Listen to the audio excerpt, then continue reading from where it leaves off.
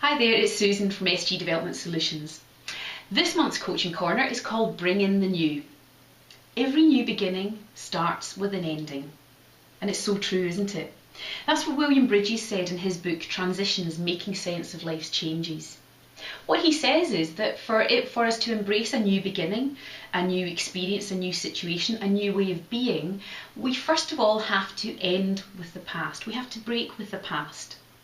Now, he's saying we shouldn't forget about the past because there's some valuable lessons we can learn from our experiences in the past to help us make a more effective transition into the future. So what has 2012 been like for you? What are the things that you can take from 2012 to help you make a transition into 2013? And what are perhaps some of the things you'd like to leave firmly this side of the 1st of January? Now, those of you that have been receiving your SG Survival Guide since the beginning of the year may remember that in February I asked you to write a letter to yourself, a letter to your future self.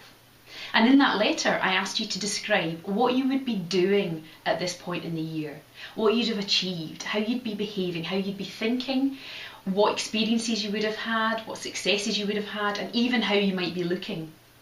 And I suggested that you give that letter to a reliable friend who could post it to you on the 1st of December, or to put it somewhere safe that you could lay your hands on it at this time of year.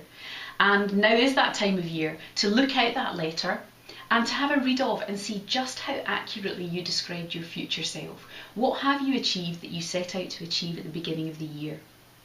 In my letter to my future self, there were a couple of things that I said I wanted to have achieved by this time in the year, and they've come true. The particular things I want to mention are that I wanted to have incorporated more travel into my work. And I've been to some exotic places this year. I've been to Barcelona, New Mexico, Aberdeen, Tunbridge Wells. So hey, a lot of travelling has been going on there. I also said I wanted to have achieved a personal development journey. I wanted to have learned something new that I could use for myself and for my business. And very recently I became a qualified practitioner in the PRISM brain mapping tool. So isn't it amazing how we can achieve the goals and realise the ambitions we set ourselves at the beginning of the year?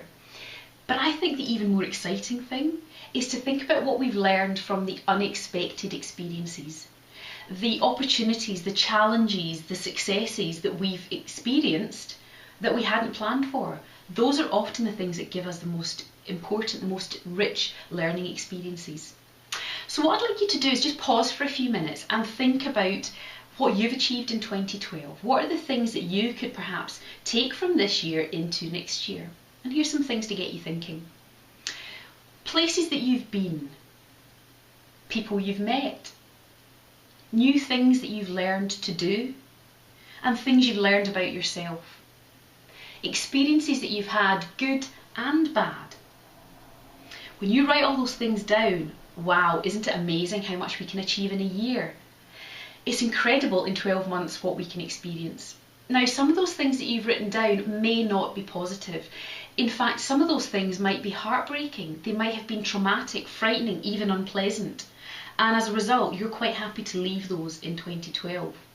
But remember what Bridges said. He said that we can learn from these experiences, we can learn from the past, and we can take some of those things to help us make a transition into the future. So what are the things you can take from 2012 to make the transition into 2013? Perhaps come up with a top 3 things that you've learned that will help you make that transition. So just look at your list of things in 2012 and ask yourself some questions. What do you want more or less of next year? What would you like to achieve next year? How would you like to feel? Who is going to be important to you, and what is going to be important to you?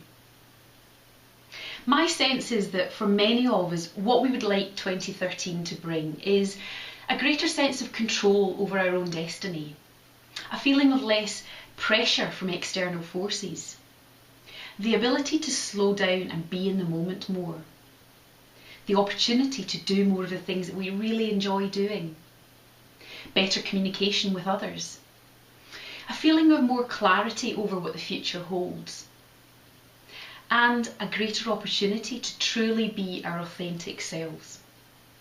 Now, how can you ensure that 2013 gives you more of those things? Well, those are going to be the themes of my SG Survival Guides next year. and I really hope you can join me on that journey. My journey is going to be about compassion for ourselves and for others at home and in the workplace. It's going to be about rebalancing the different aspects of our lives so that we can feel fulfilled in everything that we do. So if that's something you think you could benefit from, please continue to receive my SG Survival Guides. Perhaps suggest to other people you know who might benefit from them to sign up as well.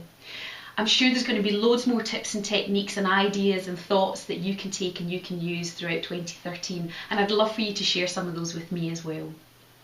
So all that remains to say is thank you so much for being with me over the last 12 years, and I'd like to wish you a Merry Christmas and a very Happy New Year.